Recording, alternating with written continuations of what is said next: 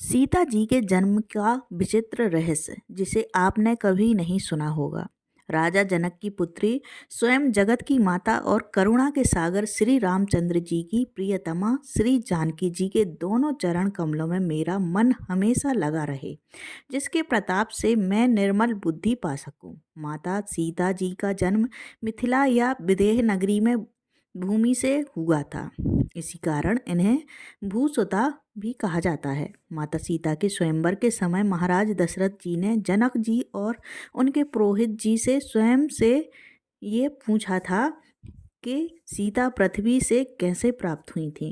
ये पूरा वृतांत हमें बताएं।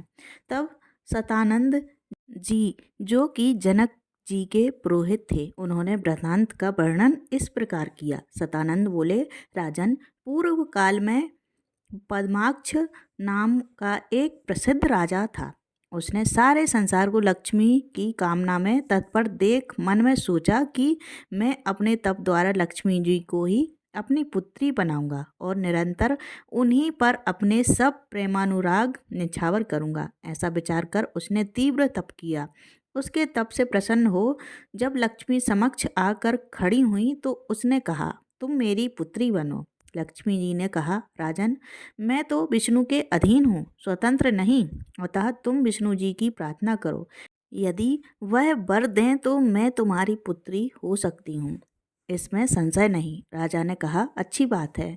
वह विष्णु जी के लिए तप करने लगा। विष्णु जी प्रकट हो उसे वर देने आए। उसने कहा, मुझे रमा यानी लक्ष्मी को पुत्री के रूप में दीजिए। यह सुन विष्णु जी ने उसे मातुली यानी बिजौरा या नारंगी का फल दिया और अंतर्ध्यान हो गए। राजा पद्माक्ष ने उस फल को फाड़ कर देखा तो उसमें स्वर्ण के समान एक कन्या दिखाई पड़ी। राजा ने उसे ही अपनी कन्या मानी। वह कन्या सबके चित्त को आनंद देने लगी। सब लोग प्रसन्न हो लक्ष्मी के नाम से उसे राजा पद्माक्ष की कन्या कहने लगे। राजा की गोद में चंद्रकला के समान बढ़ती हुई वह कन्या जब विवाह के योग्य हुई तब राजा ने उसके स्वयंवर का प्रारंभ किया। राजा ने निमंत्रण भेजकर सब राजाओं को बुलाया। सब राजा पद्माक्ष के स्वयंवर में आए। देवता, मुनि, गंधर्व, दैत्य, मनुष्य, इच्छानुसार रूप धारण करने वाले पक्षी, पर्वत, नदी, समुद्र, वृक्ष, यज्ञ, किन्नर और रावण आदि राक्षस भी वहां आए। उनको देखकर राजा ने कहा, जो कोई अपने शरीर को नीले आकाश के रंग में रंग लेगा तो उसे मैं अपनी यह पद्मा नामक कन्या दूंगा। मेरी यही प्रतिज्ञा है। परंतु वैसा ना कर सकने के कारण राजाओं ने बलपूर्वक कन्या को हरण करना चाहा। यह देख राजा पद्माक्ष ने उनसे लोमहर्षक अर्थात रोमांचकारी भयानक युद्ध किया। उसके बाणों से पीड़ित हो मनुष्य और देवता लोग भी युद्ध परान्मुख हो गए, किंतु दैत्यों ने भयानक संग्राम कर उसे मार डाला और वे सब मिलकर पद्मा को पकड़ने दौड़े। पद्मा अग्नि में कूद पड़ी। तब उसे कहीं ना पाकर वे सब राक्षस उसे समस्त नगर में ढूंढने लगे। राजमहल को खोद कर गिरा दिया, इधर उधर की बहुत सी भूमि खोद डाली। क्षण मात्र में सारा नगर शमशान हो गया। लक्ष्मी के संसर्ग से राजा पद्माक्ष का सर्वनाश हो गया।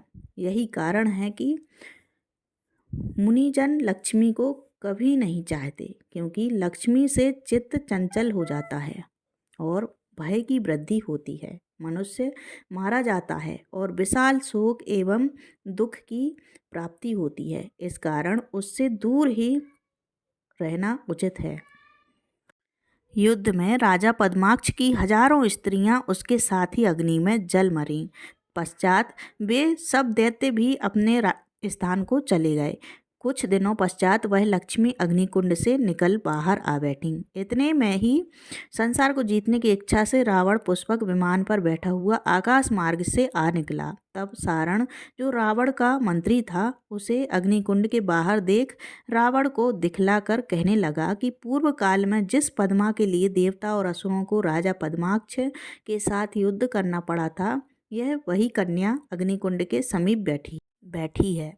तब सारण के इस वचन को सुन रावण ने ज्यों ही लक्ष्मी की ओर देखा तथा काम से पीड़ित हो रथ से कूद पड़ा और उसे यानी पद्मा को पकड़ना चाहा, परंतु इसके पूर्व ही वह पुनः अग्नि में प्रवेश कर गईं। यह देख रावण ने कहा, पद्मा, तुमने पहले भी अग्नि में प्रवेश कर सब राजाओं और दैत्यों को बड़ा कष्ट दिया है, परंतु आज तो मैंने तेरे निवास स्थान को जान लिया है। अब मैं इस सारे अग्निकुंड को छान कर तुझे प्राप्त करूंगा। ऐसा कहकर रावण ने जल के घड़ों से अग्नि को बुझा दिया और जब राख को उठाकर अपनी संदूक में रखा और विमान पर चढ़ लंका को चला, वहां पहुंचकर संदूक को मंदोदरी के महल में भेज दिया और दिन का अंत होने पर जब रात्रि में वह मंदोदरी सहित महल में विश्राम करने लगा, तब उसने मंदोदरी से कहा, देखो, देवालय में रखे संदूक में ऐसे कुछ रत्न मैं बड़े परिश्रम से तुम्हारे लिए ले आया हूँ कि जिन्हें देख तुम संतुष्ट हो जाओगी। जाओ, उसे ले आओ। मंदोदरी देव मंदिर में संदूक लेने गई, परंतु वह संदूक उसके उठाए ना उठी और लौटकर रावण से कहा कि वह तो मुझे से उठती ही नहीं है। तब रावण स्वयं उसे उठाने गया, परंतु उससे भी वह पृथ्वी से ना हिली। तब तो रावण आश्चर्यचकित हुआ और उसे भय भी हुआ। तब रावण ने उस संदूक को वहीं खोला। फिर तो सूर्य समान कांतिमान एक कन्या उसे दिखाई पड़ी। उसके तेज से रावण की आंखें चकाचौंध हो गईं और उसका तेज हतसा हो गया। उस मनोहर बालिका को देखने के लिए उसके मित्र तथा पुत्र आदि आने लगे। तब रावण ने राजा पद्माक्ष की पूर्व तपस्या सहित उस कन्या की उत्पत्ति और देवता तथा राक्षसों की पराजय आदि वर्णन कर वह सब वृतांत कह सुनाया कि किस प्रकार वह पद्मा नामनी कन्या उसे प्राप्त हुई थी। तब वह सब वृतांत सुन मंदोदरी भयभीत हो क्रोधपूर्वक दशानन से बोली, जब तुम यह जानते थे कि यह विध्वंसकारिणी है, तब तुम इस प्रचंडा को लंका में क्यों ले आए? यह दुष्टा तो स्वयं का ही घात करने वाली है, अतः इसको शीघ्र ही वन में छुड़वा दो। जब यह अपने बाल्यकाल में ही इतनी बोझिल है, तो युवा होने पर न जाने क्या करेगी। मुझे तो ज्ञात होता है कि यह तुम्हारा ही घात करेगी। इसे लंका में एक घड़ी भी ना रखो। रावण ने मंदोदरी की बात को सत्य समझा और मंत्रियों से परामर्श कर दूतों को आज्ञा दी कि इस संदूक को विमान में रख आज ही वन में छोड़ाओ। राक्षस उसे विमान में रख आकाश मार्ग से ले चले। मंदोदरी ने कहा, इसे बाहर मत छोड़ना, किंतु पृथ्वी में गाड़ आना, क्योंकि यह तो किसी जितेंद्रिय ग्रह आश्रमी के ही ग्रह में वृद्धि को प्राप्त करेगी। जो सर्व चराचर में स्वात्मीय व्यवहार करेगा, उसी के ग्रह में यह चिरकाल स्थायी रहेगी। तब मंदोदरी के इस वाक्य को सुन ज्यों ही दूतगण उस संदूक को लेकर चले, त्यों ही वह कन्या बोली, उन सब राक्षसों सहित रावण के वधार्थ मैं फिर लंका में आऊंगी और पुनः तीसरी बार भी यहाँ आकर निकुंभ पुत्र पौंड्र को तथा 10 सिर वाले उस रावण का वध कर लौट जाऊंगी और पुनः चौथी बार आकर कुंभकर्ण के पुत्र मूलकासुर का वध करूंगी। तब उसके इस वाक्य को सुन रावण का हृदय जल उठा और वे सब राक्षस भी भयभीत हो मृतक के समान हो गए। रावण ने सोचा, तब इसे मार ही क्यों न डालूं। उसने अपनी पैनी तलवार निकाली और ज्यों ही चाहा कि पद्मा को मार डाले, त्यों ही मैदानव की कन्या मंदोदरी ने उसे रोक दिया और कहा कि आयु के शेष रहते हुए तुम आज ही क्यों मरना चाहते हो? ऐसा साहस ना करो, तुम्हारी मृत्यु हो जाएगी, क्योंकि इसका वचन तो मिथ्या ना होगा। भविष्य को देखा जाएगा। अभी तो तुम इसे वन में छुड़वा दो। कालांतर में आने वाली मृत्यु को तुम आज ही क्यों बुलाते हो? मंदोदरी की इस बात को सुन रावण शांत हो गया और दूतगण उस संदूकची को विमान में रख ले उड़े। वह विमान उड़कर मिथिला नरेश के वन में आ गिरा।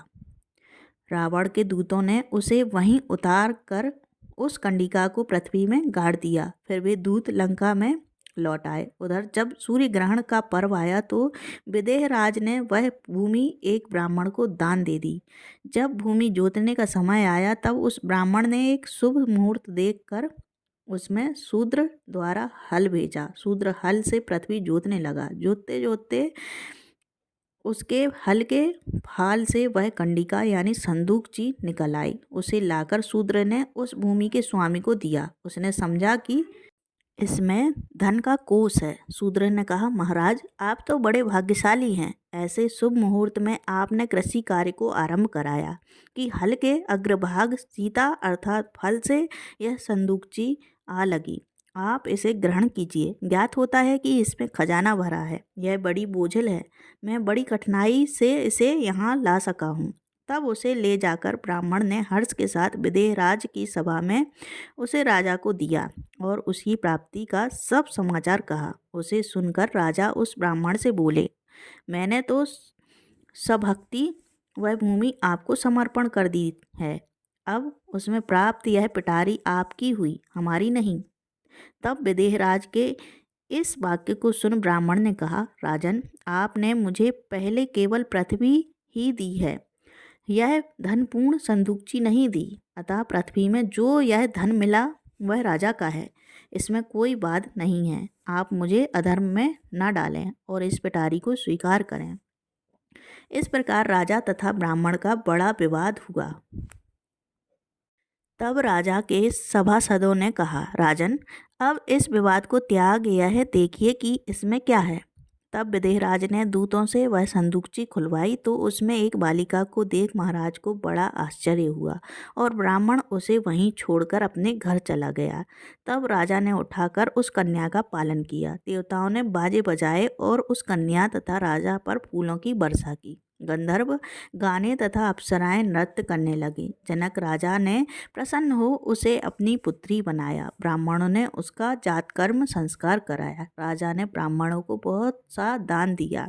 तब मातुलिंग फल से निकलने के कारण वह कन्या मातुलिंग अग्नि में वास करने से अग्निगर्भा और रत्नों में निवास करने से रत्नावली नाम से संबोधित हुई। धरणी से निकलने के कारण धरणिजा, जनक के द्वारा पालित होने से जानकी, सीता के अग्रभाग से अर्थात फल के अग्रभाग से प्रकट होने के कारण से सीता और राजा पद्माक्ष की कन्या होने से पद्मा भी कही जाने लगी। हे राजन दशरथ, इस प्रकार सीता के कई नाम हैं। नीलवर्ण आकाश के रंग वाले राम ने इस सीता को प्राप्त कर राजा पद्माक्ष की प्रतिज्ञा पूरी की। तो दोस्तों आपको यह वीडियो कैसी लगी कृपया कमेंट करके ज़रूर बताएं। वीडियो पसंद आया हो तो लाइक करें, चैनल को सब्सक्राइब करना ना भूलें। धन्यवाद। जय श्री राम।